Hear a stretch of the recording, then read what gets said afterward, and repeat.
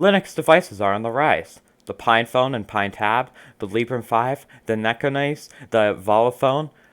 But Linux devices have also been made even 10 years ago.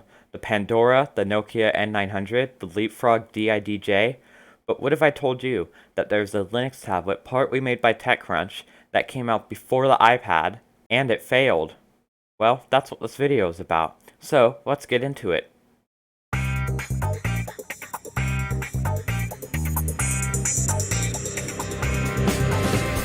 In July 2008, the founder of TechCrunch, Michael Arlington, started working on a new project. He dreamed of a tablet designed for just web browsing, for the crazy cheap price of $200. Think of it as Chromebooks in 2010 tablet form.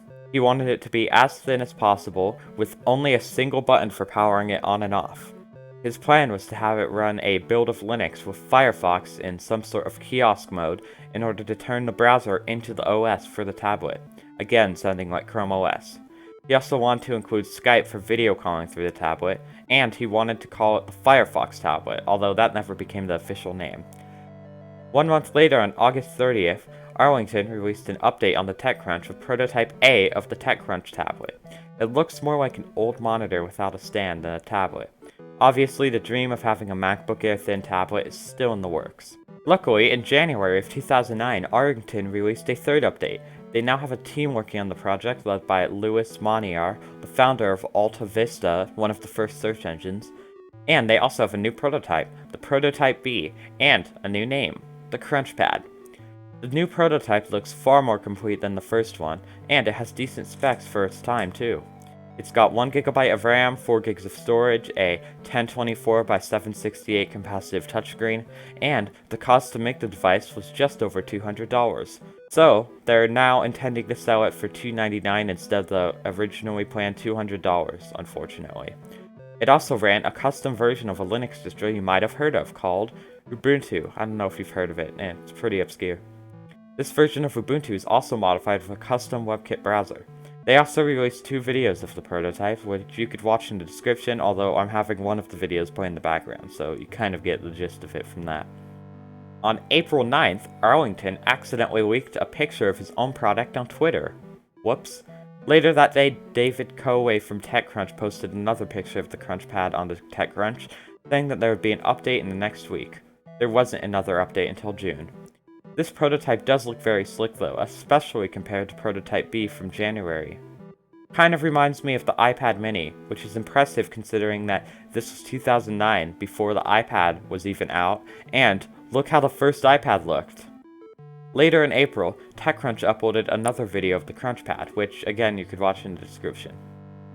Speaking of slick, we got info about the final design in June, and wow, I thought the previous prototype looked slick. This design has aged extremely well and still looks good in 2020, although these are just renders after all, and the final design of the JooJoo looked nothing like this. The bezels were huge on the JooJoo.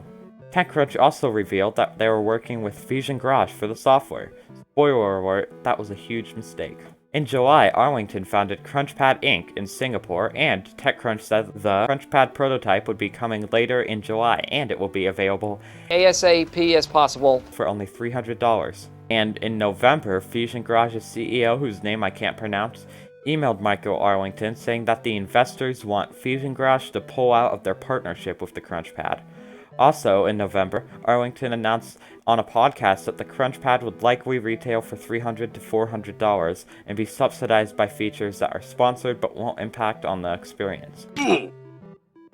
But unfortunately, in late November, on November 30th, Arlington announced that the CrunchPad was dead, 2 weeks before it was ready to be launched. But Fusion Garage didn't care. They were going to sell it anyway. As a result, the JooJoo went out for pre-order on December 11th. Arlington later sued Fusion Garage, but I'll get to that later. Now, let's talk about the actual product. It kinda sucked. Those bezels were huge, and the product was also very thick. Definitely not MacBook Air thin like the renders. The touchscreen was unresponsive, the UI very laggy and glitchy, and there's no offline apps.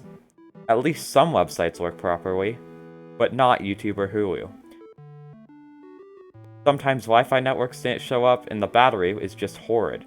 This tablet was a disaster. But you could hack the tablet and put a custom OS on it. People have gotten Windows 7 working, the Windows 8 developer preview working, people have gotten Android working, Jolly OS working, and regular Ubuntu, and even Mac OS. Although I couldn't find any pictures or videos of most of these, so you'll just have to take my word for it. Now, according to VirtueBeat, in an internal email leak from Fusion Garage stated that they only had 90 pre-orders, and of those, 26 were dropped or cancelled, which leaves only 64 pre-orders.